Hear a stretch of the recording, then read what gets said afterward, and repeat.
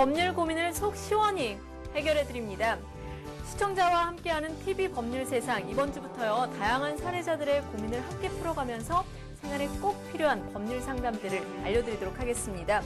자, 아는 게 힘이라는 생각으로 여러분들 관심 있게 시청해 주시길 바라면서요, 저와 함께 앞으로 진행을 도와주실 법률 자문 변호사님을 소개해 드립니다. 안녕하세요. 안녕하세요. 최창희 변호사입니다. 네, 반갑습니다. 뵙는 순간 제가 굉장히 든든해지는데요. 잘 부탁드리도록 하겠습니다. 네, 저도 잘 부탁드립니다. 네. 제가 한번 알아보니까요, 요즘 법률 상담 사이트에 의하면은요, 문의 들어오는 상담 건수 중에서 가장 높은 비율을 차지하는 게 바로 이혼 관련 상담이라고 합니다. 그만큼 이혼하는 커플들도 많고, 이혼 때문에 고민하시는 분들도 많으실 텐데요. 이혼은 부부 간의 문제이기도 하지만, 가족까지도 솔직히 굉장히 큰 상처가 될 수도 있거든요. 이 이혼하는 가정에서 한쪽만 피해를 본다면 절대로 안 되겠죠?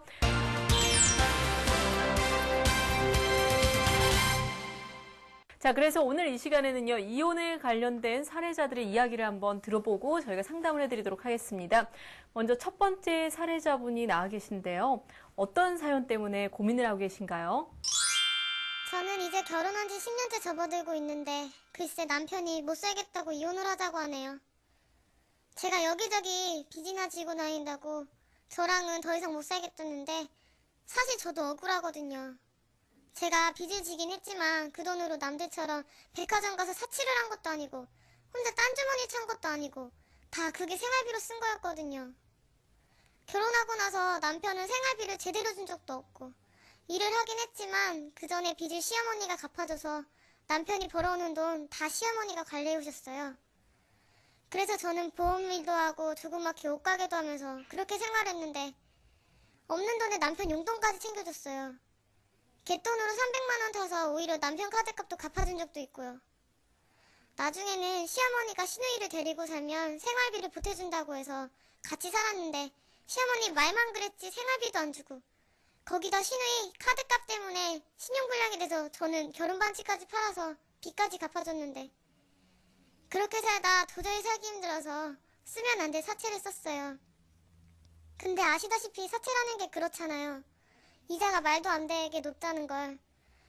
여기저기 빌려서 매달 이자를 내다가 더는 안 되겠다 싶어 남편한테 말을 했는데 남편이 어디서 구했는지 돈을 구해왔더라고요. 그리고 그 뒤로 쓰면 안 되는 걸 알지만 사실 두어 차례 그런 일이 더 있었어요. 그리고 요번에 돌려막다가 또 터졌는데 남편이 더 이상은 같이 살 수 없다고 하네요. 하지만 그 빚이 제가 다 쓴 게 아니라 이리저리 메꾸다가 불어난다는 건 남편도 인정을 해요. 근데 궁금한 건 이제까지 10년 동안 결혼하고서 일한 저 아무런 보상 받을 수 없는 건지 저는 아가씨 카드값까지 갚아주기 위해서 결혼 반지까지 팔면서 살았는데 이제 와서 이게 이혼까지 당해야 하는 건지 궁금하고요.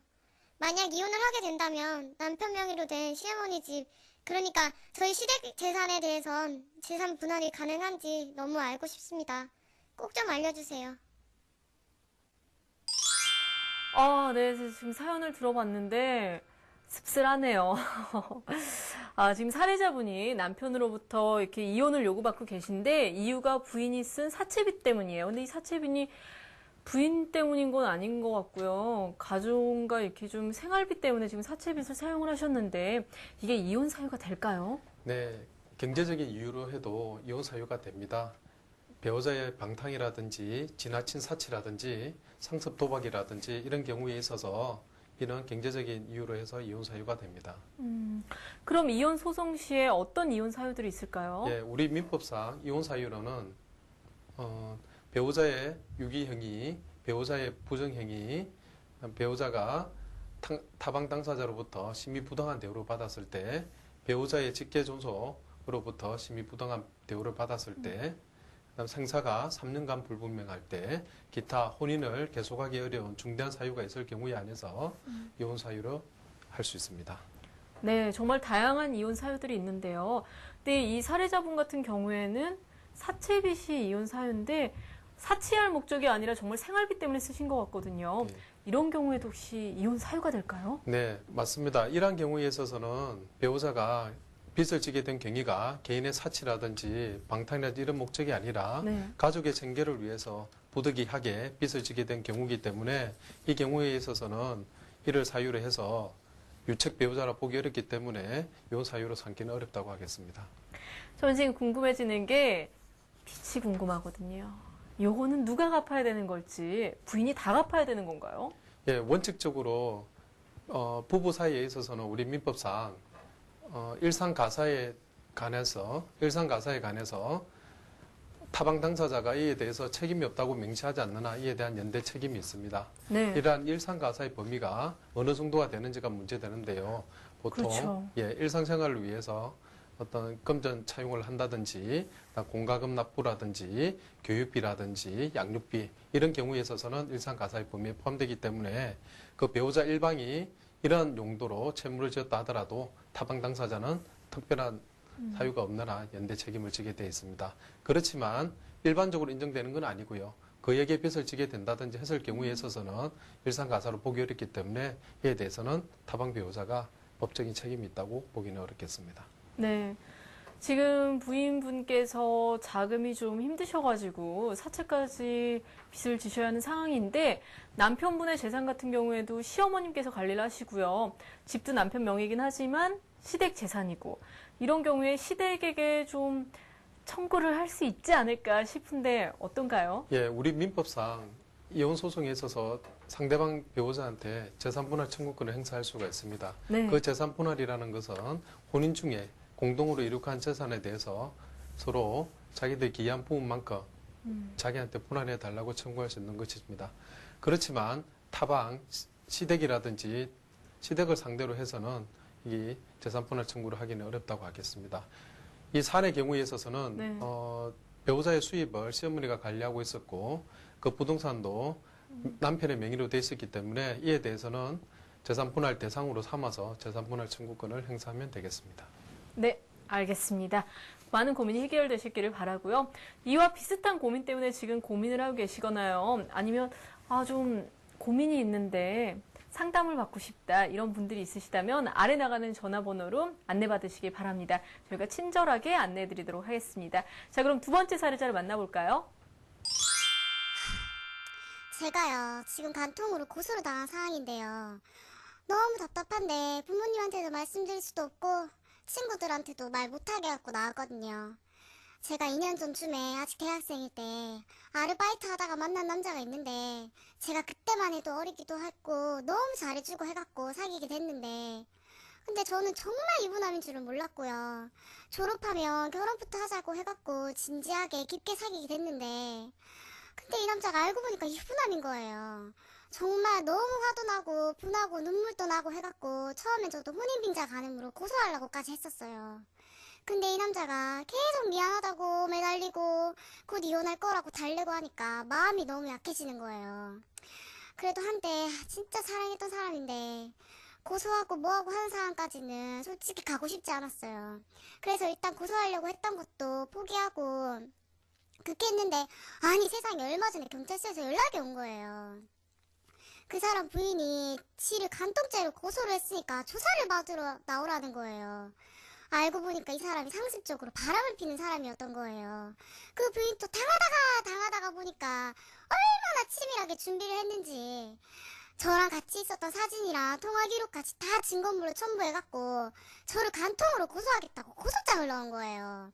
일단 지금 제가 구속 상태까지는 아닌데 지금 너무 무섭고 불안하고 눈물도 날 것 같고 사실 제가 일부러 알고 그런 것도 알고 저도 정말 억울하거든요.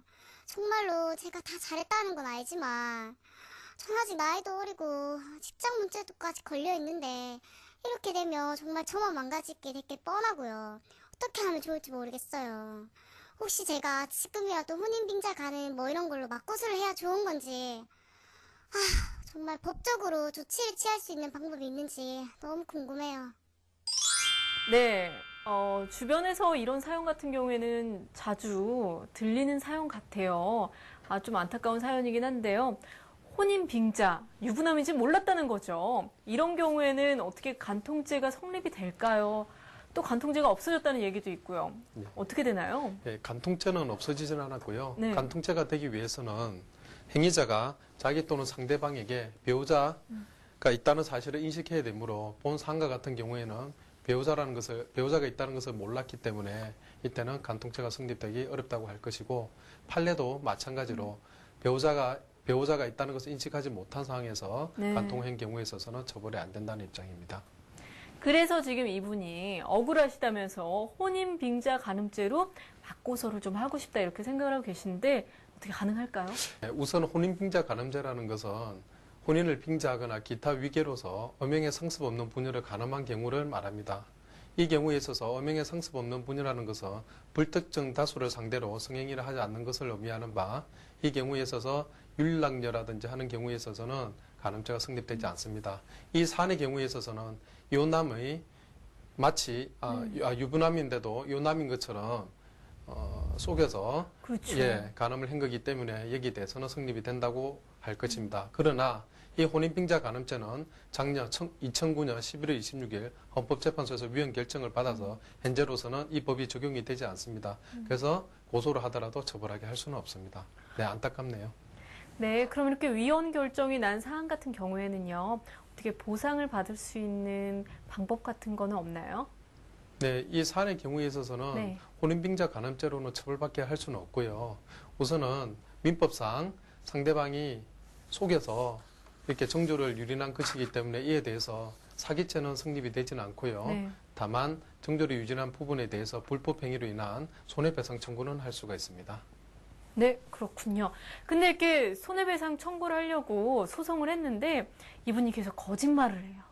이러면 또 어떻게 해야 될까요? 네, 거짓말을 한다 하더라도 네. 그 부분에 대해서는 법원에 손해배상 청구를 하면서 그동안의 어떤 고소장이라든지 이런 부분을 가지고 네. 입증을 하면 되겠습니다. 네, 사기죄는 아니지만 정신적인 피해에 대해서 이렇게 보상을 받으실 수 있다 그러니까요. 좀 사례자분의 답답한 마음이 풀리셨을 것 같습니다. 이와 비슷한 사연으로 지금 소가리를 하고 계신 분들이라면요. 아래 나가는 전화번호로 전화를 하셔서 안내를 한번 받아보시기 바랍니다. 저희가 친절하게 상담해드리겠습니다. 그럼 다음 사례자분의 사례를 만나볼까요? 저는 작년에 모 결혼업체를 통해서 중국 국적의 아내와 결혼을 했어요. 근데 저는 이제 저처럼 당연히 초혼인 줄 알고 결혼을 했는데 얼마 전에 이제 애도 가져야 할 것 같고 해서 산부인과에 갔다가 알게 됐는데 제 아내가 그래서 임신 경험이 있다는 겁니다. 아니 아직 뭐 우리말이 서툴긴 하지만 그래도 손짓 발짓 다 해가면서 뭐 자초지정을 알고 보니까 뭐 결혼 전에 동거 경험도 있다는 거예요. 결혼 전에 한 2년 넘게 동거를 하다가 애까지 생겼는데 그 남자랑 헤어지는 바람에 이제 애를 지우고 저한테 시집을 온 겁니다. 아니 이게 말이 됩니까? 아니 아내한테 화내고 따져도 보고 물어도 보고 자기는 모른다는 소리만 하는데 정말 답답해서 한장하겠다니까요. 결혼할 때 결혼 소개 업체에서 그런 얘기는 뭐 전혀 없었거든요. 사실 서로 말도 안 통하는 사람들 뭐 첫날 밤 과거가 이러니 저러니 따져서 물을 수도 없는 노릇이고 순전히 저는 그냥 뭐 그 결혼 업체에서 하는 말만 믿고 이제 뭐 결혼을 한 건데 완전 사기당한 거죠. 결혼할 때 뭐 결혼 비용으로 지불한 돈도 솔직히 제 전재산이거든요. 제 전재산이랑 다 마찬가지인데 그것만 다 받아가고 사람은 이렇게 속여가지고 이렇게 할 수가 있는 겁니까?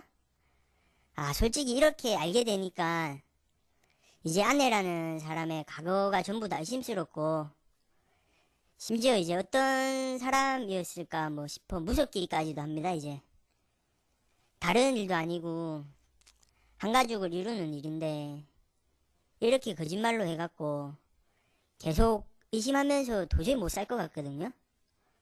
이런 일로 호적에 빨간 줄 가는 것도 싫고 이런 뭐 결혼으로 인정하기도 싫고 이혼이 아니라 아예 뭐 결혼 자체를 무료화시키고 싶어요. 그러니까 뭐 결혼을 뭐 그러니까 뭐 무효화시키고 싶다는 건데 이 뭐 무효 소송을 제기하면 뭐 어떻게 되는지도 좀 궁금하고요.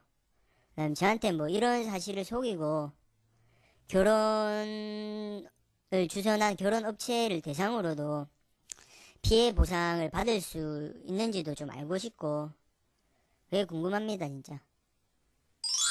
결혼을 하고 알게 된 배우자의 일명 과거 때문에 이혼이 아니라 아예 혼인 무효 소송을 지금 하고 싶어하는 사례자분인데요.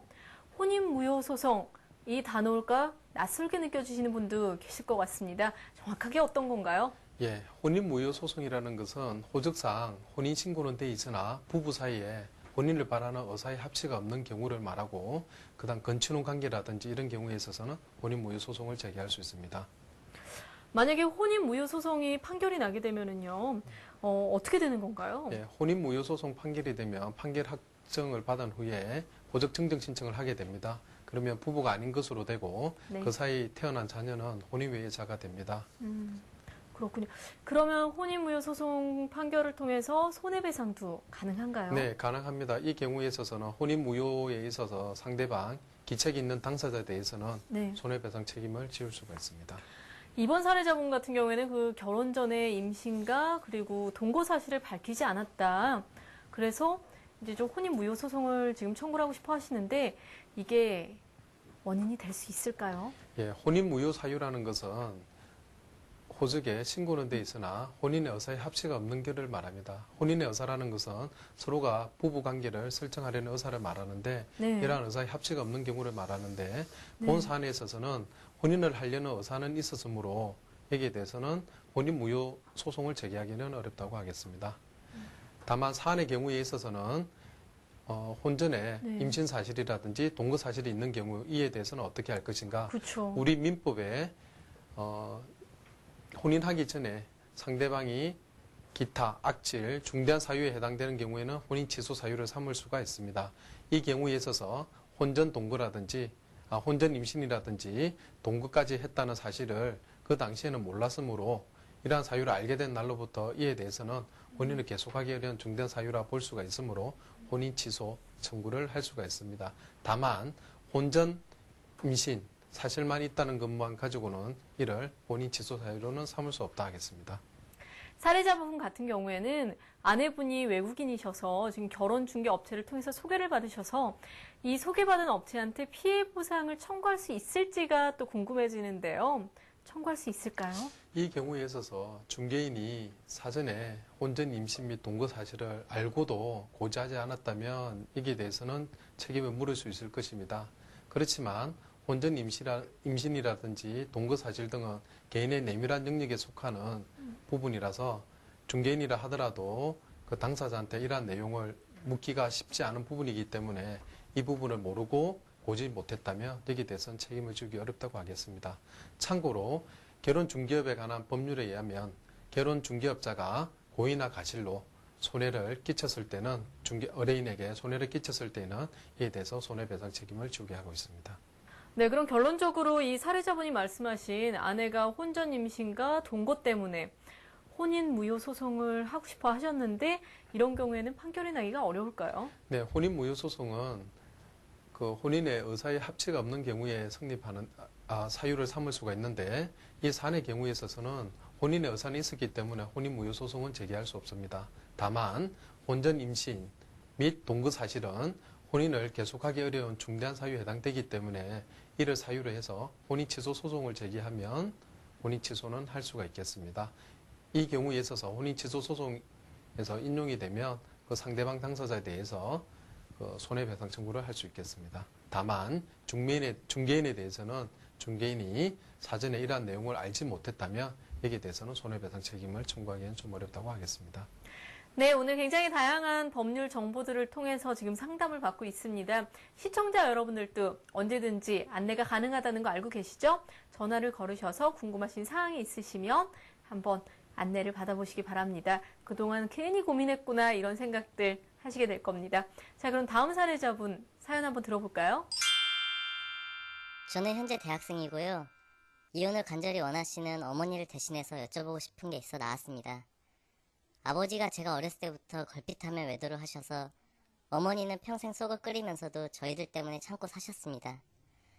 이제 두 분 다 결혼하신 지는 30년이 다 되셨는데 아버지 바람기가 또 도지신 겁니다. 처음에는 회사 일이 많다고 하셔서 다들 그런 줄로만 알았더니 이번에도 또 우리 식구들이 아버지 거짓말에 속았다는 거 아닙니까? 저희도 다 커서 알 거 아는데 정말 자식 보기 부끄럽지도 않으신지 오히려 당당하게 평생 그러고 살겠다고 하십니다. 사실 전 어려서 기억이 안 나지만 예전에도 심각하게 바람 피우고 다투다가 저희 어머니와 형을 아버지가 허리띠로 때린 적도 있다고 하더라고요. 그때 외갓집 어른들 다 모인 자리에서 각서를 쓰셨대요.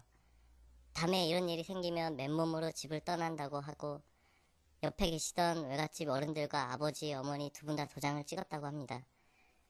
그 각서는 지금 물론 있습니다. 하지만 아버지는 그뿐이더라고요. 그냥 자긴 이대로 살 테니 참고 살라는 겁니다. 하지만 어머니도 이제 더는 못 참겠다고 해서 저희도 어머니와 같이 집을 나가기로 했습니다. 얼핏 듣기론 이혼할 때 집을 나가 있는 사람한테 불리하다는 말을 들어서 좀 걱정이 되긴 하는데요. 하지만 어머니와 저는 도저히 무서워서 집에 있을 수 없었거든요. 어머니는 아버지가 무섭기도 하고 치가 떨리기도 해서 법정에서 보는 것조차 두렵다고 하십니다. 제가 대리인으로서 이혼 소송을 진행할 수 있는지, 또 재산 분배는 어떻게 되는지와 아버지가 쓴 각서 효력은 있는지 정말 궁금합니다. 네, 지금 사례자분께서 부부간에 쓴 각서가 유효한지 그리고 이 모든 것들이 이혼 사유가 되는지를 궁금해하고 계신데요. 지금 이분의 경우 같은 경우에 상대방을 유책 배우자로 고소하는 게 가능할까요? 네, 가능합니다. 이 경우에 있어서는 남편이 외도를 한 경우에 있어서 네. 배우자의 부정행위로 이혼 사유를 삼을 수도 있고요. 또 배우자를 폭행한 경우에 있어서 배우자의 심히 부당한 대우를 해서 이를 이혼 사유로 삼을 수 있습니다. 이혼 사유가 있다. 그런데 본인 말고 지금 대리인이 하기를 바라고 계시거든요. 그러니까 자녀분께서 지금 대리인이 돼서 이혼 소송을 하시려고 하는데 대리인이 이렇게 소송을 하는 것도 가능한가요? 네, 원칙적으로 우리 민사소송법상 대리가 금지되어 있습니다. 다만 일정한 신분관계에 있는 사람인 경우에 있어서는 단독 사건에 한해서 네. 판사님의 허가를 받아서 이렇게 대리를 할 수가 있습니다. 지금 이분의 경우에는 각서라는 게 있는데요. 각서가 과연 효력이 있을까 궁금해하고 계신데 솔직히 부부지간에 술 먹고 들어와도 각서 쓰고 각서를 쓰시는 부부분들이 종종 있으시잖아요. 이런 경우에 효력이 있다 없다 얘기들을 많이 하시는데 이분 같은 경우에는 어떻게 효력이 있을까요? 공증은 지금 받지 않은 것 같은데요. 네, 보통 이혼 전에 혼인생활 동안에 각서를 보통 많이 쓰게 됩니다. 재산을 포기하겠다든지 재산을 이렇게 이전해 주겠다든지 네. 하는 약정을 하는 경우들이 많은데 이러한 약정들은 협의이혼을 전제로 이루어지는 약정이라서 협의이혼이 이루어지지 않고 재판상 이혼이 될 경우에 있어서는 비조건은 무효가 되므로 이러한 약정은 효력이 없게 됩니다. 본 사안에 있어서 맨몸으로 떠나갔다고 한 경우에 있어서 이 맨몸으로 떠나겠다고 한 것만으로 과연 소유권을 포기한 것으로 볼 수 있느냐는 의문이고요. 가사 소유권을 포기한 것으로 볼 수 있다 하더라도 이와 같이 협의이혼이 되지 않고 재판상 이혼이 된 경우에 있어서는 위 효력은 무효이기 때문에 소유권 이전 등기 청구를 할 수 없겠습니다. 그럼 협의이혼 시에는 각서의 효력이 좀 유효한 건가요? 네, 협의이혼 시에는 이러한 각서를 다만 효력은 유효하지만 그 각서의 내용이 아주 구체적이어야 합니다. 뭐 맨몸으로 떠나겠다든지 이런 거는 명확하지 않기 때문에 좀 어렵다고 하겠습니다. 네, 협의이혼 시에만 각서가 적용된다는 말씀 해주셨는데요. 앞으로 각서 쓰실 때도 주의하셔야 될 것 같습니다. 어찌됐든 앞서도 말씀드렸지만요. 서류 한 장에 한 가정의 운명이 좌지우지될 수 있습니다. 이혼인 만큼 심사숙고하셔서 신중하게 결정하시기 바라겠습니다.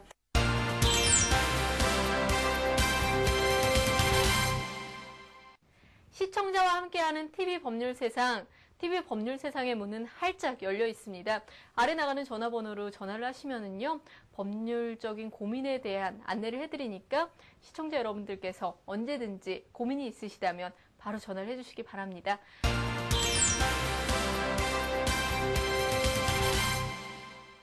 자, 그러면 먼저 오늘 첫 번째 사례자 어떤 고민을 가지고 계신지 이야기 들어보겠습니다. 아니 어떻게 이럴 수가 있는지 모르겠습니다. 제가 아파트 상가에 조그맣게 가게를 하나 하고 있었는데요. 그 옆에서 가게를 하던 아는 형님이 갑자기 일이 생겼다고 돈이 급하다고 통사정을 하셔서 제가 없는 돈에 긁어모아서 해드렸거든요.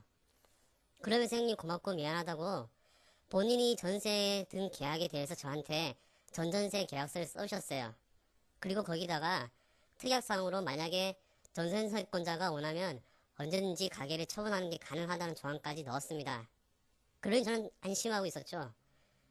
그런데 갑자기 가게 문도 안 열고 연락도 안 되고 해서 알아봤더니 글쎄 도망을 한 겁니다. 도망을. 참 배신당한 게 어이없고 속도 상황이었지만 어쨌든 전전세 계약서를 썼으니 빌린 돈을 회수할 수 있거니 했죠. 그런데 이 전전세 계약서로는 매매가 안 된다는 거예요. 알고 보니 이게 저한테 돈 빌려준 형님의 시누이가 전세 계약을 한 가게인데 운영만 이 형님이 하고 쓴 겁니다. 그러던 걸 이 형님이 사업자 등록증을 해야 한다고 등록증 나올 때까지만 자기 이름으로 전세 계약서를 써주면은 등록증 나온 다음에 폐기한다고 이 건물주한테 사장을 한 모양이에요.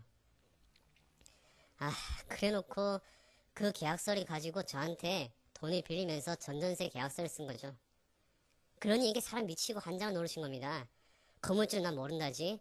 그 수인이란 사람도 도망간 사람 찾아서 해결하라지. 이게 멀쩡하게 계약서까지 다 받아놓고 생돈 날릴 판입니다. 저도 그거 개통까지 미리 땡겨서 돌려준 거거든요. 정말 어떻게 아무 방법도 없는지 너무 답답해서 나왔어요. 제가 궁금한 건 어찌됐든 건물주가 전세 계약서를 써준 건데 그걸로 한 전전세 계약서는 아무 효력이 없는지 궁금하고요.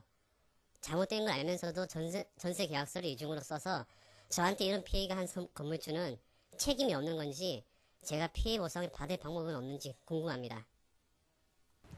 네, 많은 분들께서 전세 계약을 하시는데요. 이분 같은 경우에는 그 전전세 계약자가 처분 가능하다는 특약 사항까지 넣어서 계약을 하셨어요. 근데 알고 보니까 해당 가게에 전세 계약서가 2장이 있었다는 거죠.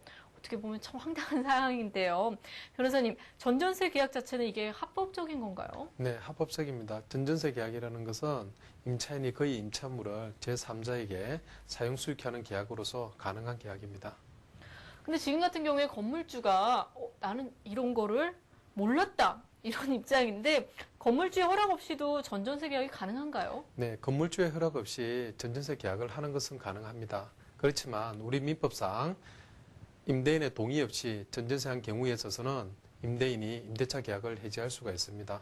따라서 그러한 경우에 있어서 임대인이 임차인을 상대로 임차 목적물을 반환 청구를 할 수 있기 때문에 전차인은 보호가 될 수가 없겠습니다. 네. 근데 사실 건물주도요. 이러시면 안 되시겠지만 이중계약서인 걸 알면서 이걸 써줬다는 거죠. 이런 경우에는 건물주를 상대로 피해 보상 같은 게 혹시 가능할까요? 네, 그 전전세 계약은 건물주의 동의 없이도 계약을 체결하는 것은 가능합니다. 그렇지만 우리 민법상 건물주의 동의 없이 전전세 계약을 체결한 경우에 있어서는 임차인에 대해서 계약 해지를 할 수가 있습니다. 그런 경우에 있어서 전전세 계약자는 임대인을 상대로, 건물주인 임대인을 상대로 이렇게 권리 주장하기 어렵기 때문에 건물주의 동의가 필요합니다. 근데 사실 이 건물주분이 알고는 계셨거든요. 이중계약인지. 이렇게 이중계약인지 알면서 해주셨고, 그래서 피해를 어떻게 보면은 당하신 건데, 이런 경우에 건물주분께 피해 보상 같은 소송을 할 수가 있는 건가요? 네, 임대인이 채무자의 부탁으로 사업자 등록을 위해서 가짜 임대차 계약서를 만들어준 경우에 있어서 그 계약서의 효력은 무효라고 할 것입니다.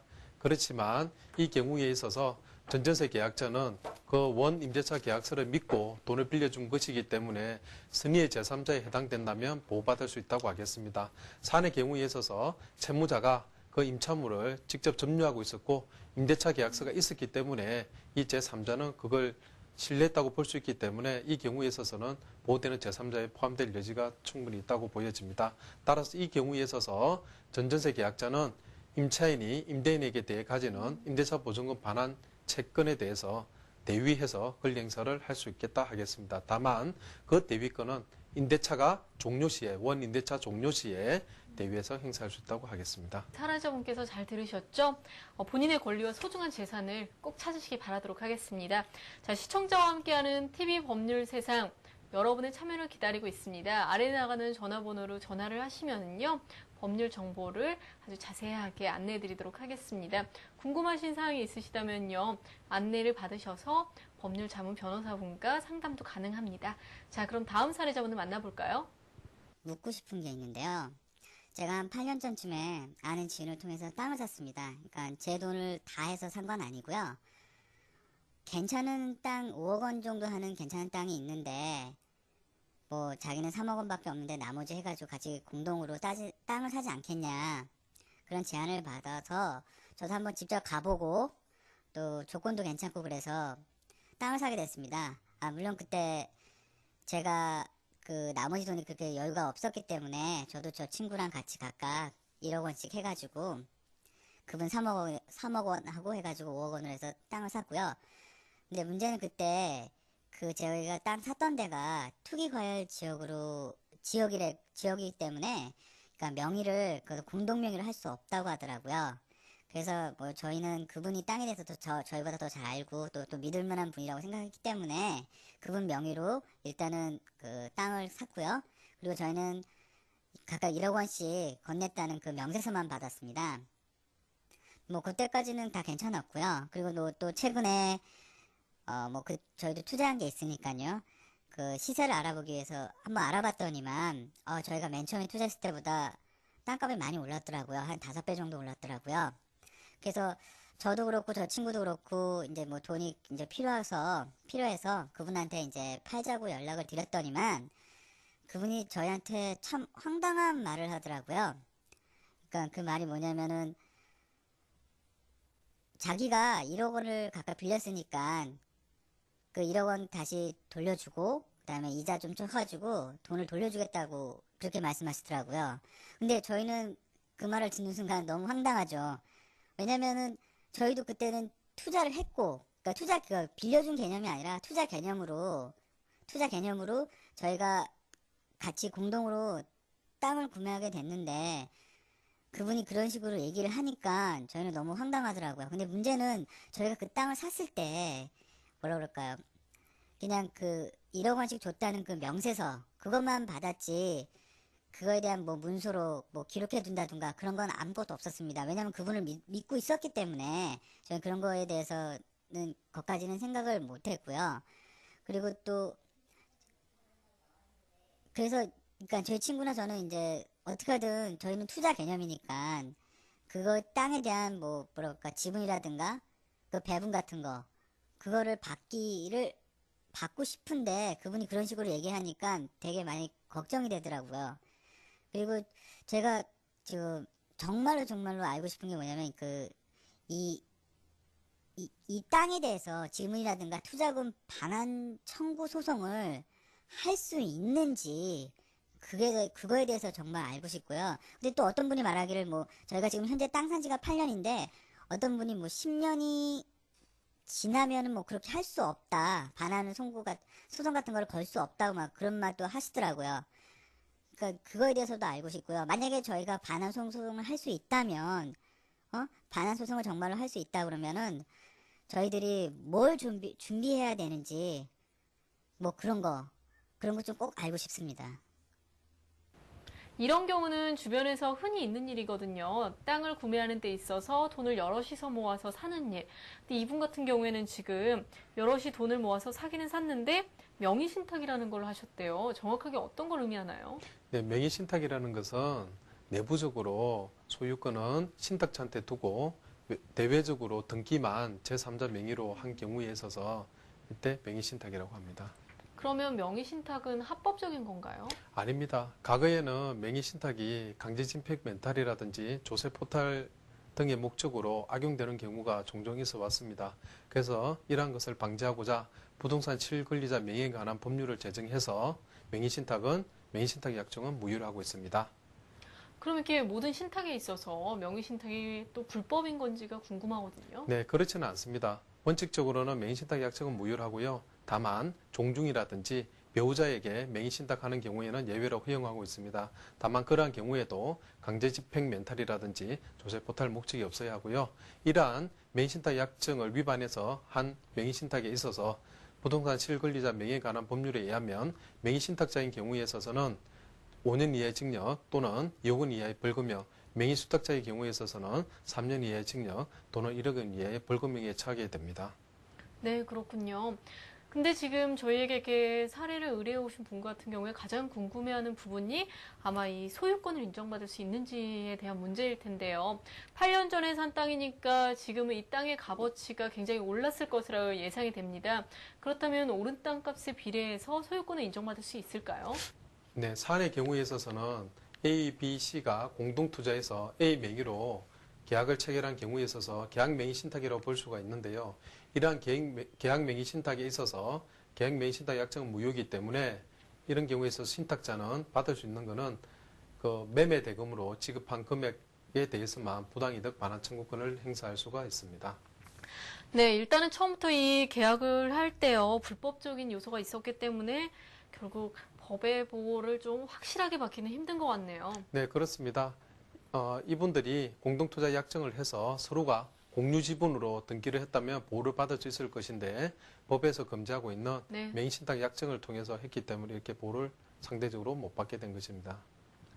알겠습니다. 속상하게 느껴지실 수도 있겠지만요. 앞으로 이렇게 투자를 하실 때 합법적인 거래를 통해서 하셔야만 재산적인 손실이 없으실 것 같습니다. 그래도 투자금에 대해서는 반환이 이루어질 수 있다는 게 그나마 조금 마음의 위안을 얻으셨으면 좋겠네요. 자, 시청자와 함께하는 TV 법률세상. 법률세상의 문은 항상 활짝 열려 있습니다. 아래 지금 나가는 전화번호로 연락을 주시면은요, 법률적인 상담을 할 수 있도록 저희가 안내를 해드리도록 하겠습니다. 자, 그러면 다음 사례자 이야기를 한번 만나볼까요? 안녕하세요. 저는 전세금 때문에 여쭤보고 싶은 게 있어서 나왔는데요. 제가 부모님은 멀리 지방에 계시고 저 혼자 서울에 와서 생활하고 있었거든요. 몇 년 다달이 월세로 생돈 내가면서 고생한 끝에 겨우 전세금을 마련했어요. 근데 제가 뭐 세상 물정도 모르고 해서 그냥 부동산 중개사무소에 다 일임을 했거든요. 그렇게 전세를 얻어 살고 있었는데 어느 날 경매 통지서가 날아온 거예요. 겁도 나고 놀라기도 해서 주변 분들 통해서 여기저기 알아보니 글쎄 그 건물은 근저당권이 설정되어 있는데 압류도 여러 건 되어 있더라고요. 사실 제가 아무리 세상 물정 모른다고 해도 저도 사실 전세나 부동산 거래할 때 그런 거 알아봐야 한다는 건 기동량으로 알고 있었거든요. 하지만 그런 것 때문에 부동산 사무소 끼고 거래하는 거 아닌가요? 결국 지금 전세금도 다 못 받고 나와서 다시 급한 대로 월세를 얻어 살고 있는데요. 답답해서 알아보니 법에는 부동산 중개인은 담보가 설정되어 있을 경우 그 사실을 서면으로 알려줘야 한다고 하는데 그 중개인은 저에게 그런 걸 알려준 적이 없거든요. 이거 고의로 저한테 사기친 거 아닌가요? 또 담보가 설정되어 있다고 돼 있는 계약서는 전 사인한 적도 없거든요. 게다가 그 중개인은 등본도 안 떼어준 데다 전세 살던 집의 주인의 주소도 제대로 확인해주지 않아서 이번에 일 생기면서 집주인 찾는데도 주소가 달라서 얼마나 황당했는데요. 이렇게 실수가 많은 사람인데도 증거는 없다는 게 정말 답답할 뿐입니다. 이제와 그 중개인에게 찾아가서 녹음을 해본들 자기가 잘못했다고 인정할 것 같지도 않고요. 이렇게 부동산 중개소를 통해 거래하고 피해를 봤는데 증거가 없는 경우에는 어떻게 해야 되는지 꼭 알고 싶습니다. 이 사례자분은 어떡해요? 아, 참. 아니, 부동산 중개소를 통해서 전세를 얻어 살고 있었는데 알고 보니까 그게 문제가 많은 집이어서 결국 그 아깝게 모은 전세금을 지금 날리게 됐다는 말씀인데요. 특히 일반적으로 경매로 물건이 넘어간 경우에 전월세 세입자가 취할 수 있는 조치에 대해서 한번 좀 알려주시죠. 네, 그 경매로 넘어가는 경우에 있어서 우리 주택임대차보호법상에 주택의 인도와 주민등록을 받고 확정일자를 받은 임차인의 경우에 있어서는 후순위 담보 권리자보다는 우선 변제 받을 권리가 있습니다. 그래서 이러한 경우에 있어서 법원에 배당 요구 신청을 해야 되고요. 그 외에 주택임대차보호법 8조에 네. 일정한 소액 임차인인 경우에 있어서는 경매 신청 등기 전에 주택의 인도와 주민등록을 마친 경우에 한해서 우선 변제 청구권을 행사할 수가 있습니다.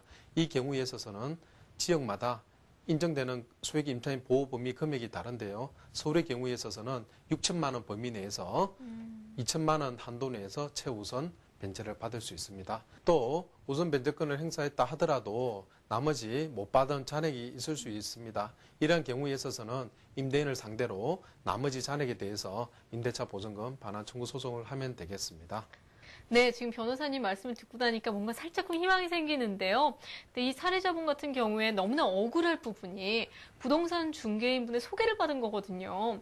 원래 중개인분들이 잘 소개해 주셔야 되지 않나요? 이런 경우에 피해 보상을 좀 받을 수 있을까요? 네. 공인중개사의 업무 및 부동산 거래 신고에 관한 법률에 의하면 공인중개사는 의뢰인에게 중개 대상물에 대해서 확인하고 설명할 의무가 있습니다.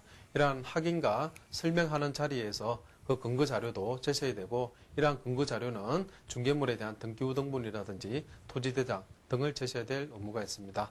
이러한 공인중개사가 공인중개사법에 따른 고의가실로 거래 당사자에게 손해를 입힌 경우에 있어서는 책임을 지는 규정이 있습니다. 사안의 경우와 같이 구두로 제대로 설명을 했는데 서류만 제시하지 않은 것이라면 네. 이러한 경우에 있어서는 서류만 제시하지 않은 잘못만으로는 손해배상 책임이 있다고 인정되기 어렵다는 취지의 하급심 판례가 있습니다.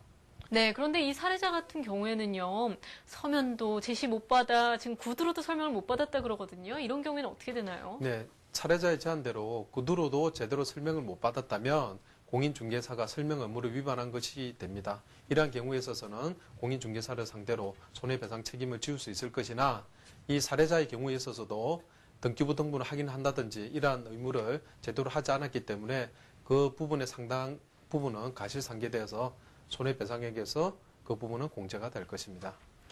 네, 그럼 현재 이 사례자분이 취할 수 있는 최선의 방안, 저희가 또 이런 방안들을 찾아드려야 할 텐데요. 어떤 방안이 있을까요? 네, 우선 사례자 같은 경우에 있어서는 구두로 설명도 못 들었다는 부분에 대해서 입증을 해야 되기 때문에 그 부분에 대해서는 공인중개사랑 대화를 나누면서 몰래 녹취를 해서 그 녹취 자료를 증거 자료를 제출해서 손해배상 청구를 해보는 것도 한 방법일 수 있고요. 그다음에 공인중개사를 따로 만나서 이러한 경우에 중개사를 통해서 손해를 입었기 때문에 이 부분에 대해서 피해 변제에 대해서 합의를 해보는 것도 한 방법일 수 있겠습니다. 네, 우리가 보통 이렇게 중개업자를 통해서 계약을 하고 나서도 억울하게 손해를 보는 경우들이 희한하게 종종 있거든요. 이렇게 중개사를 통한다 해도 꼭 확인해야 될 부동산 거래 시 주의사항들이 있다면 어떤 게 있을까요? 네, 중개인이 자격 등록을 갖춘 중개인인지 여부를 우선 확인해야 될 것이고요. 그 건물주가 임대인이 맞는지, 계약서에 임대인 이름과 도장이 일치하는지, 그 다음에 선순위 담보권자를 시가에서 선순위 담보권자를 공제하고로도 그 임차인이 임대차 보증금을 반환받을 수 있는지 여부를 확인하는 것이 중요하다고 하겠습니다.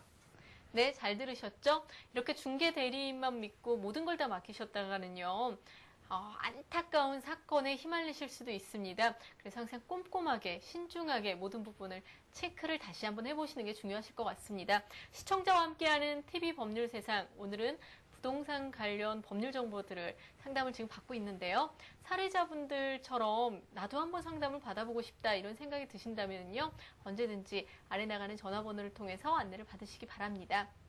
자, 그럼 다음 사례자분의 사례 한번 만나볼까요? 안녕하세요, 변호사님. 저희 집은 얼마 전에 아버님이 하시던 사업이 잘못되면서 집안이 무척 어려워졌어요. 집 2층을 전세를 주었었는데 이번에 전세 살던 사람이 계약 끝나면서 나가겠다고 계속 전세금을 해달라는데 결국 못 해줬거든요. 그래서 이 사람이 저희 아버지를 상대로 소송을 걸었고 결국 집이 경매 처리됐어요. 경매 처리되면서 경매대금 중에 1차로 전세 살던 사람이 전세금을 가져가고 나머지는 은행에서 가져갔어요. 근데 저희가 집을 살 때 은행에서 대출을 받았었거든요. 그런데 경매대금이 생각보다 너무 낮아서 전세금 뺀 나머지 돈으로는 은행 대출금이 다 해결이 안 됐어요. 지금 식구들 다들 너무 갑작스럽게 생긴 일이라 정신이 없는 상태거든요. 일단 저희 언니 이름으로 월세방을 얻어서 가족들 모두 나와 있긴 한데 아버지가 연락이 잘 안 되니까 저희 어머니나 언니한테 계속 연락이 온다고 하더라고요. 아직 언니나 저는 학생인데 부모님도 정말 남은 돈이라고는 없으세요. 그런데 계속 대출금 도축을 받으니까 아버지도 너무 힘들어하시고 집안이 매일 뒤숭숭해요. 사실 그 집이 그렇게 헐값이 넘어가지만 않았더라도 이렇게 되진 않았을 것 같아요. 정말 속상하거든요. 그래서 제가 정말 궁금한 건 경매대금이 대출금만큼 안 되면 저희가 그 차액만큼 계속 갚아야 하는지 알고 싶고요. 저희 언니 이름으로 지금 월세 계약을 했는데 그 보증금 쪽으로도 아버지 빚으로 인한 차압이나 뭐 이런 게 들어오는지도 궁금합니다. 그리고 저희 아버지가 지금 개인 파산을 생각 중이세요. 개인 파산이 가능한지 만약에 하시게 되면 이후엔 어떻게 되는지 알고 싶습니다. 집안에 경제적인 사정이 생기면서 결국 전세금 상환이 안 돼서 집이 넘어가게 됐다는 얘긴데요. 특히 문제는 힘들게 장만한 집을 넘기고도 부채가 남았다는 거거든요. 경매 처리 후에도 남은 부채는 어떻게 되나요? 네, 일반적으로 채무에 대해서 경매 처리가 되면 남은 채무에 대해서는 책임이 없다고 생각하시는 네. 분들이 있습니다. 그렇지는 않고요. 그 경매로 처리되고 남은 잔액이 있는 경우에 있어서는 그 채무에 대해서는 아직 변절 책임이 있습니다. 그래서 갚아야 됩니다. 그런데 지금 이 사례자분 같은 경우에는 아버지 소유의 집을 경매 처리하고도 채무는 남았지만 근데 다른 가족들한테 그 빚이 넘어가게 되는 건가요? 아니면 아버님만 그 채무의 의무가 있는 건가요? 네, 아버님만 채무에 대한 책임이 있는 것이고요. 가족들에 대해서는 책임이 없습니다. 그러면 이런 경우에는 아버님께서 개인 파산을 신청을 하세요. 그러면 어떻게 되나요? 네, 개인 파산을 신청을 할 수는 있습니다. 네. 개인 파산 신청해서 면책 결정을 받으면 그 채무에 대한 책임이 없어지는 거기 때문에 그 채권자한테 갚을 책임이 면제가 되는 것입니다. 다만 개인 파산이라는 것은 우연한 기회에 사업이 실패를 했다든지 경제적인 어떤 실패가 발생한 경우에 있어서 한 번 더 새로운 기회를 주기 위한 제도이기 때문에 남용되어서는 안 되겠습니다. 그렇죠. 개인 파산이 남용되면은 다른 분들이 또 상처를 입으실 수가 있거든요. 네. 피해도 입으시고요. 네. 근데 지금 이 사례자분 같은 경우에는 부동산 그 전세금을 내주지 못하는 상황이 된 경우인데요. 이 사례자가 피해를 가장 좀 최소화하려면 좋은 방법이 있을까요? 네, 우선 산으로 봐서 피해를 최소화하기는 쉽지는 않을 것 같습니다. 채무가 네. 많기 때문에요. 그렇지만 임차인이 임대차 보증금을 제대로 반환하지 않았을 때는 경매 신청을 할 수 있기 때문에 최대한 임대차 계약을 유지할 수 있도록 임차인을 잘 설득해야 될 것이고요. 그렇다 하더라도 건전당권자의 은행이 경매 신청하는 경우에서는 막을 방안이 없습니다. 그렇기 때문에 대출을 최소화해서 피해가 가장 적은 방법으로 생활하시는 게 나을 것 같습니다. 네, 오늘 이렇게 부동산 관련 정보들에 대해서 이야기를 나눠봤는데요. 제가 상담을 받아보니까 느낀 점이 참 많네요. 앞으로 꼼꼼하게 봐야겠다. 변호사님께서 만약 시청자 여러분들께 한 말씀을 해주신다면 어떤 이야기를 해주고 싶으세요? 네, 부동산 거래 시에 있어서 너무 중개인에만 모든 걸 믿고 맡기지 마시고 거래 당사자로서 관련 자료들을 제대로 확인해서 거래 시에 이를 참작하기 바라고요. 그다음에 투자에 있어서 법 위반 없이 제대로 된 투자를 해서 피해를 최소화할 수 있도록 하는 게 좋은 방안으로 생각됩니다. 네, 알겠습니다. 오늘 좋은 정보와 좋은 상담 감사드립니다. 다음 시간에 뵙도록 하겠습니다. 감사합니다. 네, 감사합니다.